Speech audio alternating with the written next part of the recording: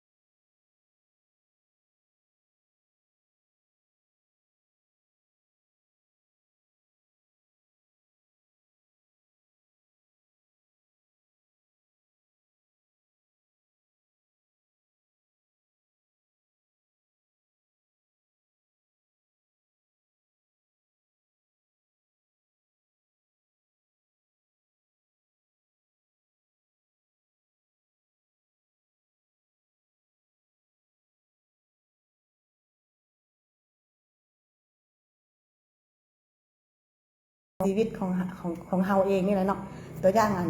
ครูปิ้งสิเว้าเลยเนาะอันแบบว่าทุกก้อนเฮาสิครูปิ้งสิมาเว้าเรื่องความเชื่อแล้วเนาะเฮาฮู้เรื่องความเชื่อนี่ก่อนเฮาจึงฮู้แบบว่าคือต่างจากหมู่ได้เนาะเพราะว่าทุกอย่างที่เฮาอันมีตอนนี้ในตัวเฮาเนาะแม่นมันมีความเชื่อตั้งแต่เฮาเกิดตั้งแต่เฮาเกิดมาแต่น้อยเท่านั้นเนาะเฮามีความเชื่อตั้งแต่เกิดมาแต่น้อย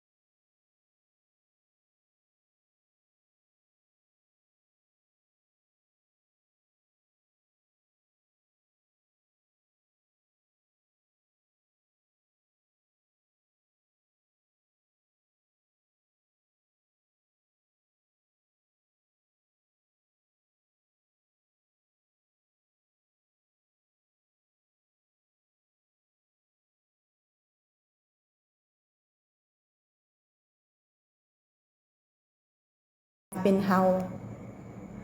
รวมมาเป็นเฮาในตอนนี้เนาะเว้าอีกอย่างหนึ่งเนาะอันที่มาปรากฏในร่างกายเนาะอันที่ว่ามาปรากฏในร่างกายหรือสถานการณ์ต่างๆรวมทั้งร่างกายของคนเฮาปัจจุบันเนี่ยนะแม่นมันคือความเชื่อของเฮารวมรวมกันมาเป็นตัวเฮาเองเนาะเป็นตัวเฮาเองแบบว่าคือปัจจุบันนี่แหละแบบบางคนก็แบบ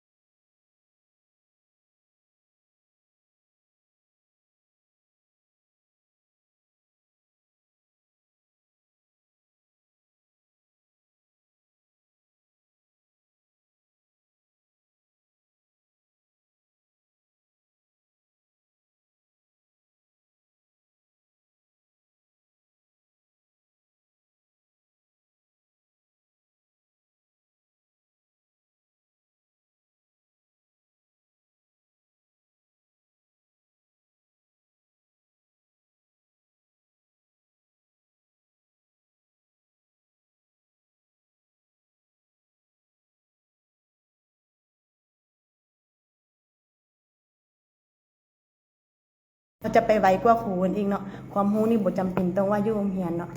อันเฮาต้องส่องรู้ส่องหาแล้วก็เฮ็ดในสิ่งที่เฮามักเนาะบ่แม่นเฮ็ดในสิ่งที่ผู้อื่นมักเนาะแบบว่าผู้อื่นให้เฮานะเฮาจะถ้าว่าผู้อื่นให้เฮาเฮ็ดนะมันจะไปช้าเนาะเพราะว่าเฮาบ่รู้ทางถ้าว่าเฮ็ดในสิ่งที่เฮามักนะเฮาจะรู้ทางแล้วเฮาจะไปไวดีกว่าเนาะอันนั้นครูปิ้งมาฝากเนาะเกี่ยวกับความเชื่อเนาะเพราะว่ายุคต่อไปนี้คันเชื่อแต่หมู่อยู่แล้วมันบ่ได้กินหยังเลย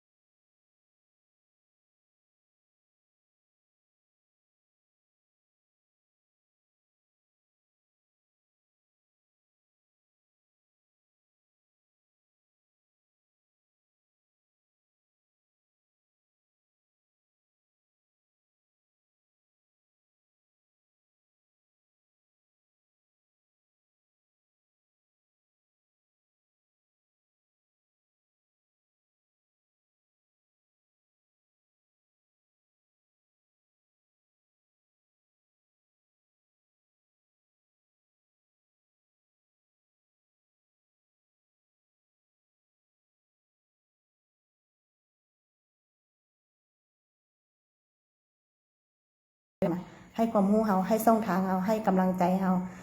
ให้พลังเฮาเนาะบ่แม่นว่าดูดพลังเฮาได้เนาะเพราะว่าคือทุกคนนี่เนี่ยครูปิ้งเชื่อเลยว่า ทุกคนนี่มีพ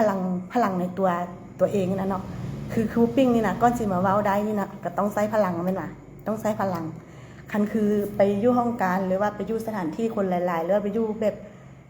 เซลล์นะครูปิ้งก็คิดออกบ่เว้าคำนี้